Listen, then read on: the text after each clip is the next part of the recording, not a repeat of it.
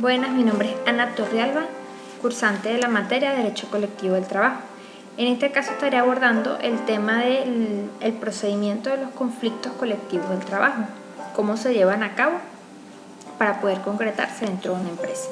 El procedimiento comienza con el pliego de peticiones. Este pliego de peticiones no es más que un texto de una solicitud mediante la cual se impulsa una tramitación.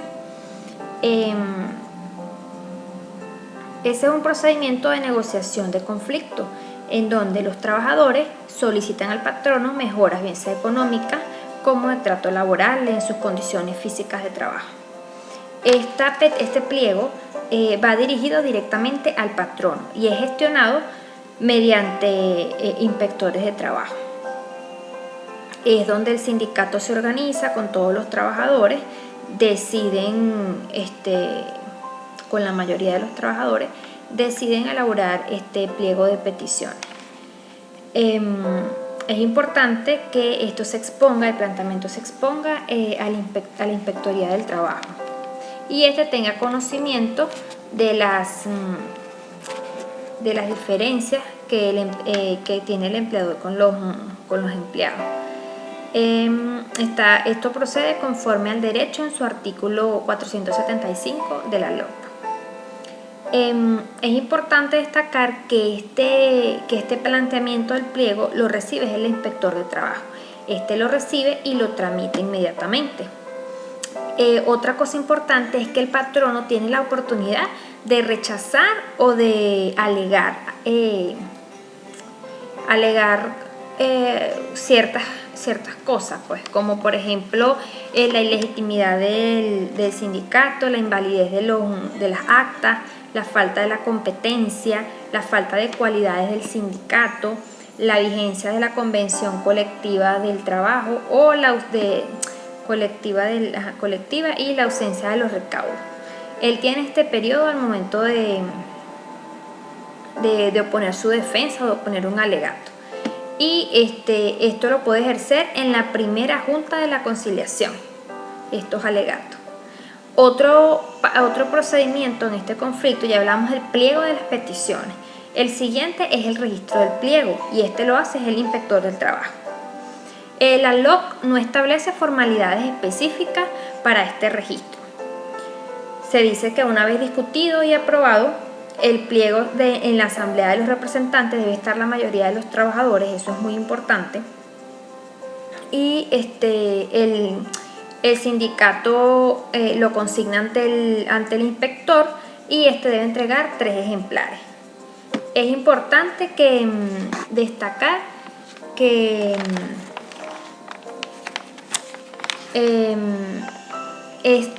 acerca de la inamovilidad laboral, que comienza a partir del momento de que los trabajadores se reúnen y deciden formular el pliego de peticiones. A partir de allí comienza la inamovilidad laboral.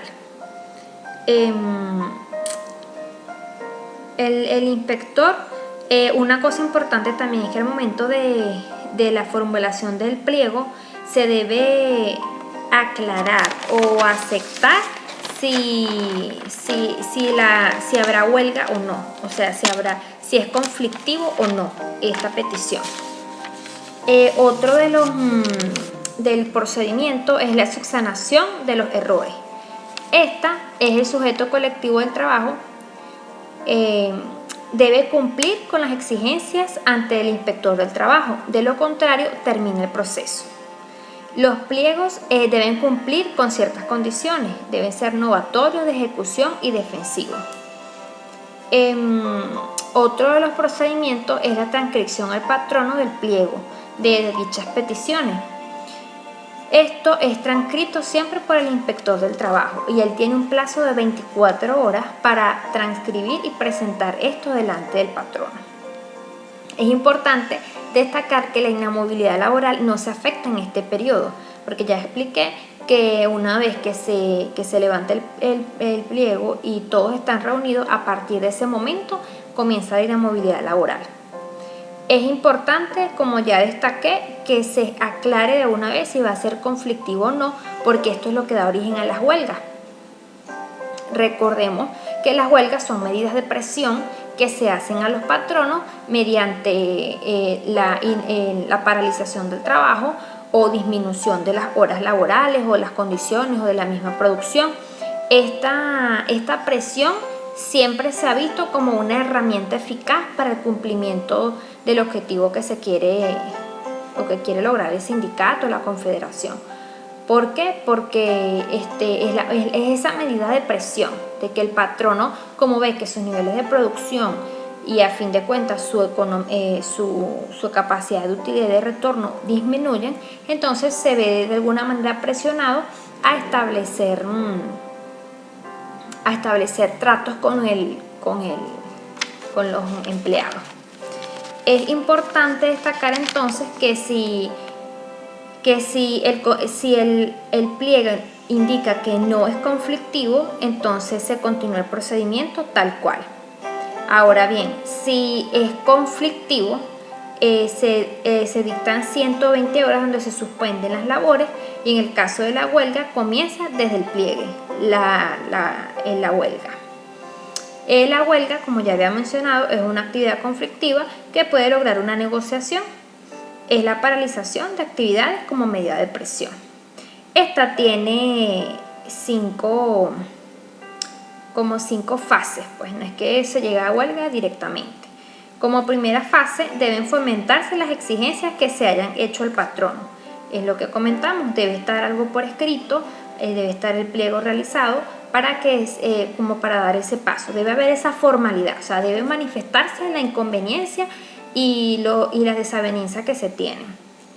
En segundo, que si es una federación, la confederación o el sindicato, se plantee el conflicto mediante la presentación de la mayoría de los trabajadores. Deben estar presentes para que estos voten y estén de acuerdo con el pliego que se está llenando, con las peticiones. O como tercer paso es que se hayan agotado los procedimientos conciliatorios. Recordemos que después que se transcribe el pliego y se le pasa al patrono, entonces es cuando comenzamos esa conciliación entre el patrono y si el patrono está de acuerdo, se hacen las juntas. Si el patrono está de acuerdo o no con las peticiones, se empieza el proceso de negociación. Entonces es importante destacar eso, que debe ya existir el proceso de conciliación. Ya debe haberse agotado. Como cuarto paso, que se hayan agotado las 120 horas establecidas, es ese proceso de conciliación. Son 120 horas que se tienen entre el patrono y los empleados para llegar a un acuerdo. Otra cosa es que se fijen servicios mínimos y trabajadores involucrados continúen sus labores. O sea, debe establecerse que no es que separe la producción por completo, sino que de alguna manera establecer horarios para que de alguna manera, si alguna máquina, algún instrumento de la empresa debe ser laborado, porque si no se daña permanentemente, se debe estar un empleado ahí al pendiente de dichas actividades, y que estos también cumplan con esas actividades, y que se participe a la primera autoridad de la jurisdicción. Siempre debe manifestarse para que entonces la huelga pueda dar ese inicio. Entonces, bueno, como procedimiento a los conflictos laborales, eso es todo. Muchísimas gracias.